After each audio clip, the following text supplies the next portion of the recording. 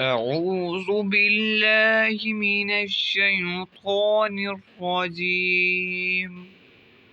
سورة الناس مكية. بسم الله الرحمن الرحيم. قل أعوذ برب الناس، ملك الناس،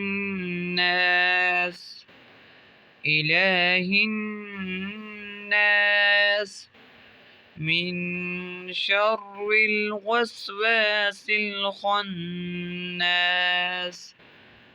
الذي يوسوس في صدور الناس من الجنة والناس. صدق الله العظيم.